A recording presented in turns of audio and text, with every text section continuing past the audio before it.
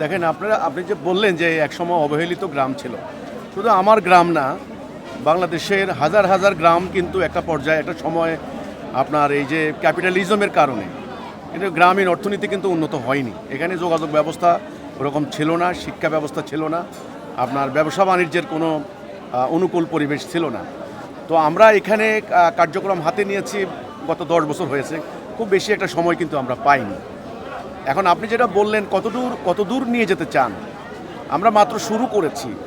আমি বলেছি আমার প্রত্যাশা আছে, আমার যে পরিকল্পনা আছে এখানে, আমি যে পরিকল্পনা করেছি, যে আপনারা জানেন যে ইতোমধ্যে 45টি উন্নয়ন প্রকল্প হয়েছে প্রায়, কোনোটা শিল্পভিত্তিক, কোনোটা কৃষিভিত্তিক, কোনোটা শিক্ষামূলক।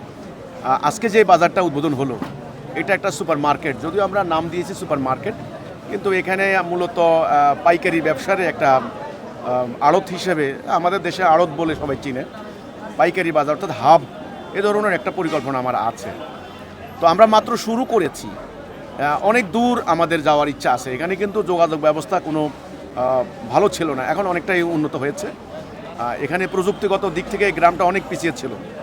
আমাদের স্কুল ইতিমধ্যে আপনারা জানেন যে উপজেলা এবং জেলাতে ভালো ফলাফল করেছে, এবং খেলাধুলায়, সাংস্কৃতিক অনুষ্ঠানে, সকল ক্ষেত্রে আমরা ঈর্ষণীয় সাফল্য অর্জন করেছি। তো কাজেই এখানে যে খামারের গরুগুলি, প্রতি কোরবানিতে আমরা শত শত গরু আমরা এখানে সাপ্লাই দিই। আমাদের প্রায় 100 বিঘা জমিতে আমরা শত শত টন মাছ উৎপাদন করি। তো আমাদের উৎপাদিত পণ্যই কিন্তু আমাদের এই বাজারে প্রদর্শনী হচ্ছে। তো আপনি বলেছেন যে কত দূর নিয়ে যেতে চান, তো আমরা মাত্র শুরু করেছি।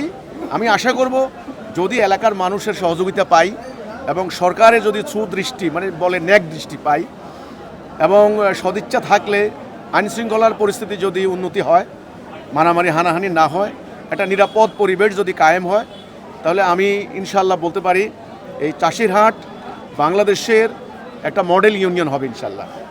সকল ক্ষেত্রে অনেক দূর চলে যাবে, আপনারা চিন্তা করতে পারবেন না সেটা কত দূর যাবে। শুধু এটুকু বলি, বেশি দূর যাওয়া দরকার নেই, শুধু এটুকু বলি, শিক্ষার জন্য শহরে যাওয়ার প্রয়োজন হবে না। একেবারে উচ্চশিক্ষার কথা বাদ, আপনার চিকিৎসার জন্য অনেক বড় শহরে যাওয়ার দরকার হবে না। এখানে আমরা দেখুন, গ্যাসের সংকট, ঢাকা শহরে গ্যাস পাওয়া যায় না। আমাদের এখানে আমরা বায়োগ্যাস প্ল্যান্ট শুরু করেছি, আমাদের খামার থেকে গ্যাস উৎপাদন হয়। এখানে অন্তত 100টা চুলা ইতিমধ্যে জ্বলে। কাজে আমাদের যে পরিকল্পনা, আমরা পুরো গ্রামের মানুষকে কিন্তু গ্যাস সরবরাহ করতে পারবো। এই একটা ছোট্ট কথা বললাম আমি আপনাকে। তো এই জন্য শিক্ষার জন্য, স্বাস্থ্যের জন্য, আপনার বিনোদনের জন্য, আপনার হলো অন্যান্য কার্যক্রমের জন্য, সহযোগিতার জন্য শহরে যাওয়ার প্রয়োজন হবে না। এতটুকু নিশ্চয়তা আমি দিতে পারি ইনশাল্লাহ। হ্যাঁ, সরকারের কাছে আমার চাওয়া হলো, আসলে দেখুন, গ্রামীণ অর্থনীতি নিয়ে কিন্তু সরকারের তেমন পরিকল্পনা এখন দেখি না। গত সরকার যে পরিকল্পনাগুলি নিয়েছেন, এগুলি সমস্ত মেগা প্রজেক্ট, এখানে মানে বিলিয়ন ডলার ব্যয় হয়েছে মেগা প্রজেক্টে। কিন্তু এই ক্ষেত্রে গ্রামীণ অর্থনীতি পিছিয়ে পড়ে। এখন গ্রামীণ অর্থনীতি কী, ভিলেজ ইকোনমি কী, এটা আপনারা জানেন যে একেবারেই ওই যে মানে কৃষি নির্ভর অর্থনীতি, ক্ষুদ্র বাজার, এগুলো হচ্ছে মূলত গ্রামীণ অর্থনীতি। কিন্তু এক্ষেত্রে আমি সরকারের খুব একটা বিনিয়োগ দেখি না বা সহযোগিতা দেখি না। আগের ব্যাংকগুলিতেও যদি সরকার বাধ্য করেছেন যে 5% গ্রামীণ অর্থনীতি তথা কৃষি ক্ষেত্রে বিনিয়োগ করতে হবে, কিন্তু ব্যাংকগুলি সেগুলো কিন্তু দিচ্ছেন না, নানান কারণে দিচ্ছেন না, ওদেরও রিজনাল কজ আছে।